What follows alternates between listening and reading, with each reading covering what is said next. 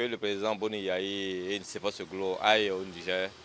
En tant que citoyen béninois, je ne peux que apprécier cela. Le port du Bénin est le port le mieux situé pour les affaires du Niger.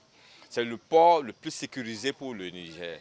Et les Nigériens ont beaucoup plus à gagner avec le port du Bénin que d'aller beaucoup plus loin. Et je vous espère qu'ils vont solliciter l'appui des autres présidents du Niger et du Niger, pourquoi pas, pour que le dénouement soit le plus tôt possible, parce que juillet 2023 à ce jour, on a déjà passé beaucoup de temps. Il est temps que la calme revienne pour que chacun puisse avoir le minimum de bien-être dans la sous-région. Je pense qu'ils vont en qualité d'anciens chefs d'État. Et ils furent présidents.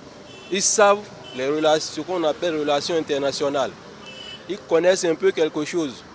Alors s'ils vont, je pense que la situation va progressivement se rétablir. Je leur souhaite de parler de façon objective par rapport au Niger et dire ce qu'il y a. Nous souhaitons qu'ils puissent s'entendre et que les discussions soient positives. Le Niger et le Bénin, c'est la même chose. Nous sommes des Africains qui puissent se donner la main dans la main pour que tout aille bien. Moi, je suis sûr que ça va aboutir. Et c'est des sages. Et les paroles de sagesse là-bas va quand même aboutir quelque chose. Ils sauront comment parler à notre président du côté du Niger. Et en tant que musulman, j'espère qu'il va laisser son côté de religion musulmane jouer. Bien sûr qu'il est temps que la junte puisse essayer de voir que faire et écouter nos dirigeants aussi.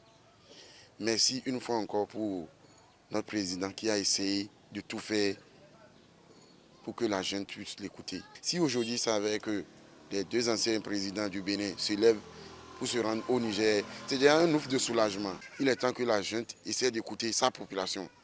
Beaucoup viennent de là et disent ce qui se passe. De même que le Bénin, nous avons présentement des camions qui sont garés à Malanville, qui n'arrivent pas à pénétrer. Au même moment, au Niger, là-bas, ils ont besoin de rentrer s'ils voient leurs parents, tout ça, leur activité, tout est bloqué. Vraiment, je prie que vraiment Dieu puisse donner cette sagesse-là à ces deux présidents et que la junte aussi puisse mettre la balle à terre et écouter le cri de cœur, surtout de nos populations.